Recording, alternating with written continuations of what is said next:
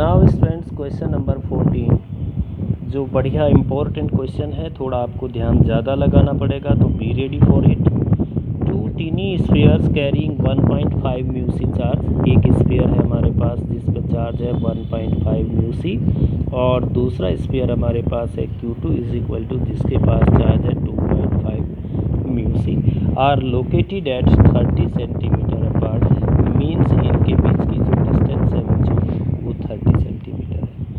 Find the potential and electric field. आपको potential भी निकालना है और आपको इलेक्ट्रिक फील्ड भी निकालना है एट द, अब नंबर 1 ए पार्ट है आपका, at the mid point of the line joining the two charge.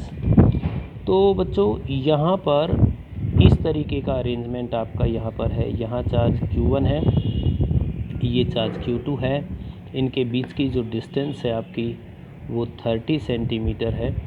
तो इनका जो मिड पॉइंट है मान लीजिए यहाँ पर है, ये डिस्टेंस आपकी 15 सेंटीमीटर, और हियर ये डिस्टेंस भी आपकी 15 सेंटीमीटर। अब आपको इस पॉइंट पर इलेक्ट्रिक पोटेंशियल भी निकालना है और इलेक्ट्रिक फील्ड भी निकालना है। तो बच्चों ये बहुत ही सिंपल क्वेश्चन यहाँ तक है। इलेक्ट्रिक पोटेंशियल निकालने के लिए तो आपके पास बड़ा आसान तरीका है। पहले Q1 चार्ज के कारण यहाँ पोटेंशियल निकाल दीजिए, फिर Q2 चार्ज के कारण यहाँ पोटेंशियल निकाल दीजिए। तो इलेक्ट्रिक पोटेंशियल आपका V1 प्लस V2 होगा, और यहाँ पर जो V1 होगा वो 1/4 pi epsilon naught Q1 divided by 15 centimetre है, इसको आप मीटर में कन्वर्ट कर लीजिए, और plus 1/4 pi epsilon not Q2 divided by, again ये आपका 15 को मीटर में कन्वर्ट करके आप यहाँ पर लिख लीजिए। तो ये तो नेट पोटेंशियल है, आप Q1 और Q2 की वैल्यू लिख करके इसको कैलकुलेट कर सकते हैं। अब बात करते हैं नेट इलेक्ट्रिक फील्ड की। तो बच्चों Q1 पॉजिटिव चार्ज है, इसके कारण यहाँ पर जो इलेक्ट्रिक फील्ड होगा उसकी डायरेक्शन ये होगी E1, और Q2 के कारण जो इलेक्ट्रिक फील्ड होगा उसकी डायरेक्शन ये होगी E2। Both the electric fields are opposite to each other, तो ये आपका हो जाएगा E1 माइनस E2। अब E1 माइनस E2 जिस तरीके से आपने V की वैल्यू निकाली है, बिल्कुल इसी तरीके से आप इसको भी लिख सकते हैं। 1/4 pi epsilon naught Q1 by distance है आपकी 15 इंटू 10 की पावर -2 का square, minus 1/4 pi epsilon naught, और ये Q2 divided by 15 into 10 to the power -2 का होल स्क्वायर। इसको भी आप खुद ही कैलकुलेट करेंगे, और क्योंकि ये आपके लिए बहुत ही आसान है कैलकुलेट करना, तो आप इसको आराम से कैलकुलेट कर सकते हैं। अब इसके बाद बच्चों हम इसके बी पार्ट की बात करते हैं। जो इसका बी पार्ट है उसका सॉल्यूशन थोड़ा ध्यान से आपको देखना है, और मैं कुछ डाटा टेबल से भी इसमें यूज़ करूँगा, तो आपको टेबल भी देखनी आनी चाहिए। और जिन बच्चों को टेबल देखनी नहीं आती है वो अपने मैथ के टीचर से या फिर कभी हमें बोल करके भी टेबल के बारे में बात कर सकते हैं और टेबल सीख सकते हैं। तो बच्चों अब हम बी पार्ट की बात करते हैं। At a point 10 centimetre from this mid point, जो ये मिड पॉइंट यहाँ पर गिवन है, इससे 10 सेंटीमीटर की डिस्टेंस पर फिर से आपको यही काम करना है। At a distance 10 centimetre from this mid point in a plane normal to the line passing through the mid point.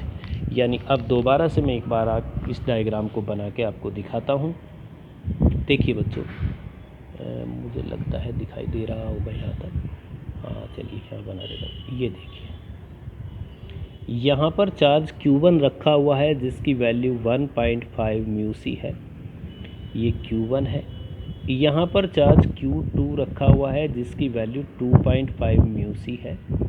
ये इन दोनों का मिड पॉइंट है, और अब इस मिड पॉइंट से 10 सेंटीमीटर की डिस्टेंस पर, एक मिनट में थोड़ा सा, ये देखिए मिड पॉइंट से 10 सेंटीमीटर की डिस्टेंस पर, यहाँ 10 सेंटीमीटर की डिस्टेंस पर आपने कोई भी एक पॉइंट ले लिया है, इस पे पोटेंशियल निकालना है।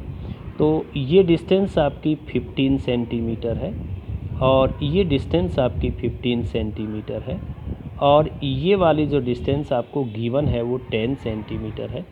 तो बच्चों ये वाली जो डिस्टेंस है आप इसको बड़े आराम से कैलकुलेट कर सकते हैं। ये कितनी होगी, ये होगी 15 स्क्वायर प्लस 10 स्क्वायर का अंडर रूट।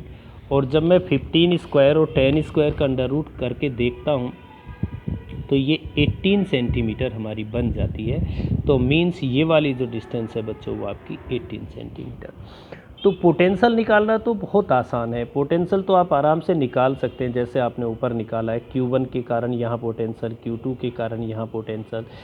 अब की बार आपको डिस्टेंस 15 की बजाय 18 लेनी है और आपका पोटेंशियल आराम से कैलकुलेट हो जाएगा।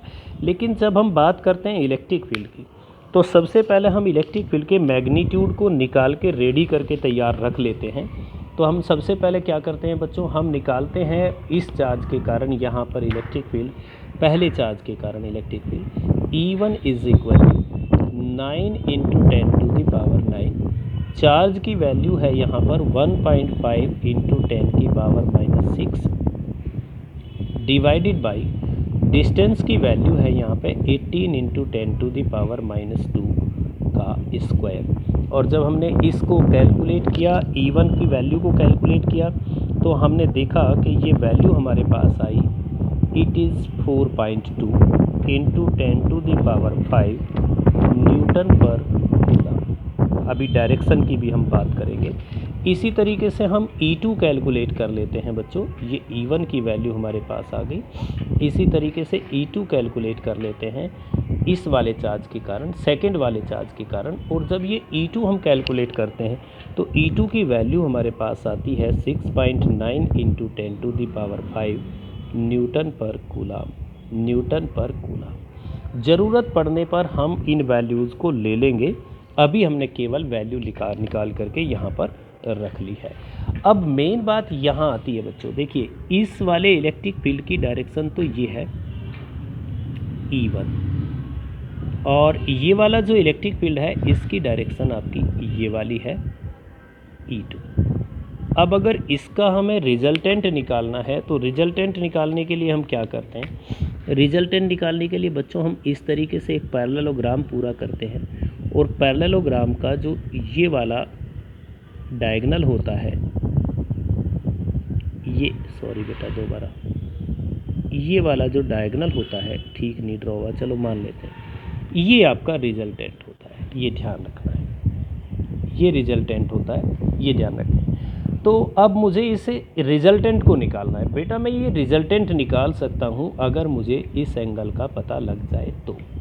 अब इस एंगल का पता लगाने के लिए मैंने ये टोटल एंगल थीटा मान लिया है, ये पूरा टोटल एंगल थीटा है, तो इनके बीच का एंगल भी ये थीटा ही हो जाएगा।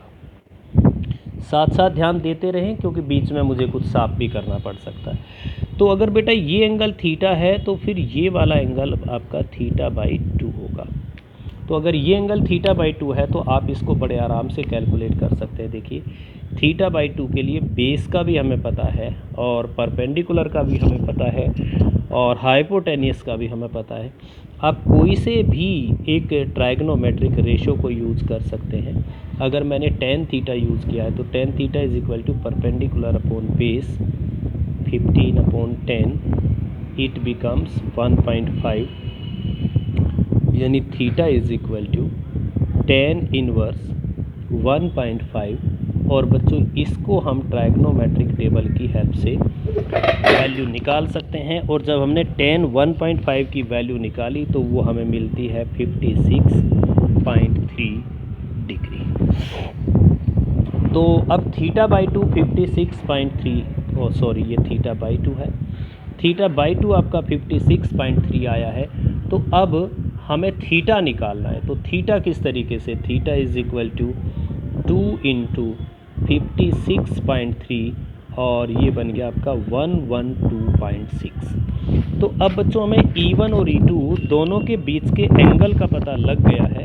हमें E1 के बीच का भी एंगल पता लग गया है और E2 के बीच का एंगल भी हमें पता लग गया है। तो नेट इलेक्ट्रिक फील्ड, अब नेट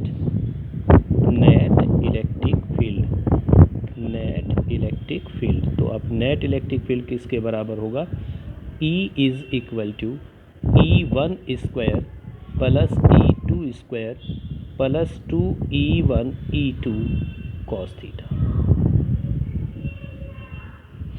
अब देखो E1 की वैल्यू आपको पता है, मैंने ऊपर निकाल के रखी हुई है, 4.2 इंटू 10 की पावर 5 का स्क्वायर प्लस E2 की वैल्यू 6.9 इंटू 10 की पावर 5 का स्क्वायर और प्लस आपका 2E1 4.2 इंटू 10 की पावर 5 और इंटू 6.9 इंटू 10 की पावर 5 और अब इसके साथ बच्चों कॉस थीटा आपको भले ही ना दिख रहा हो, कॉस 112.6 डिग्री, ये मैंने पूरी लाइन यहाँ तक भाग ली है, ठीक है।